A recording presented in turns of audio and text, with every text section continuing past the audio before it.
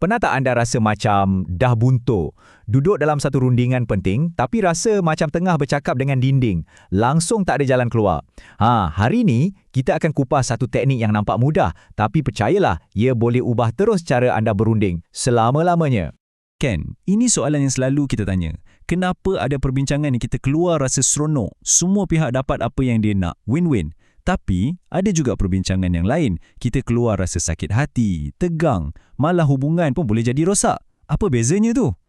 Selalunya, kita masuk bilik rundingan dengan mindset macam ni. Aku ada semua fakta. Data aku paling kukuh. Aku mesti boleh yakinkan diorang.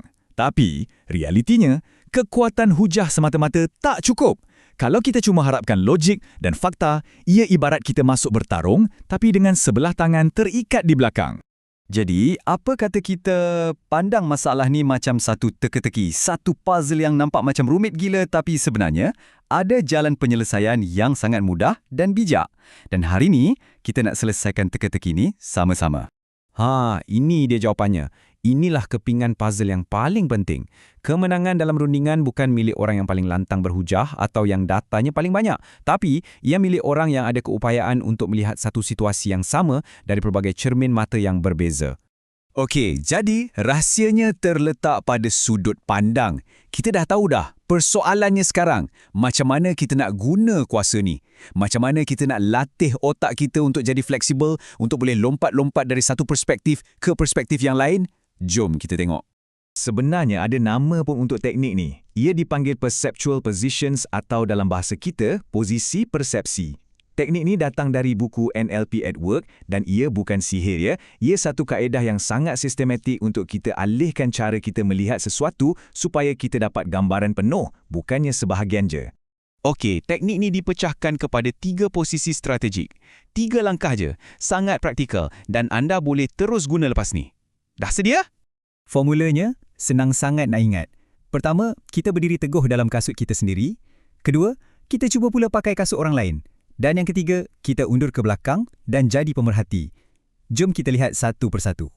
Okey, posisi nombor 1, kasut sendiri. Ini adalah tapak kita, asas kita. Sebelum kita fikir pasal orang lain, kita kena betul-betul jelas dengan diri sendiri. Apa sebenarnya matlamat utama aku? Apa perkara yang aku tak boleh kompromi langsung? Kalau kita sendiri tak jelas dekat sini, kita akan mudah terumbang-ambing. Baik, lepas kita dah kukuh dengan posisi kita, kita buat satu anjakan mental yang besar. Kita cuba masuk dalam kasut mereka. Ini bukan sekadar dengar apa yang mereka cakap tau. Ini adalah satu cubaan untuk betul-betul faham peta minda mereka, apa yang buat mereka risau, apa yang mereka betul-betul nak walaupun mereka tak sebut. Ini memerlukan empati yang mendalam. Dan yang terakhir, ini dia posisi yang paling power, si game changer, pemerhati neutral. Bayangkan, anda terapung di atas bilik mesyuarat tu, macam seekor lalat di dinding, anda nampak diri anda di bawah, nampak juga pihak lain. Tapi, anda tak terikat dengan emosi sesiapa. Dari atas ni, anda akan nampak corak, anda nampak jalan penyelesaian, yang orang yang tengah berdebat kat bawah tu tak akan nampak.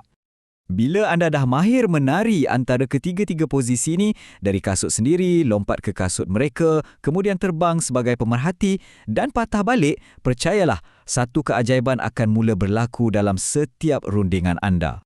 Ayat ni merumuskan semuanya dengan begitu padat. Apabila sudut pandang berubah, cara kita bertindak juga berubah. Kita tak lagi bertindak ikut emosi atau ego. Sebaliknya, kita mula bertindak dengan lebih strategik, lebih kreatif, sebab kita nampak lebih banyak pilihan di atas meja. Jadi, inilah perubahannya. Kita bergerak daripada satu pertembungan di mana setiap orang cuma sibuk mempertahankan kubu sendiri kepada satu kolaborasi di mana kita sama-sama cuba membina satu jambatan. Hasilnya, sudah tentu jauh lebih baik untuk semua orang yang terlibat. Jadi, lain kali bila anda nak masuk bilik rundingan, soalan pertama yang patut ada dalam kepala bukanlah apa hujah aku yang paling power. Sebaliknya, tanya diri anda, dari sudut pandang mana aku patut lihat situasi ini sekarang? Itulah kunci sebenarnya. Faham ke faham?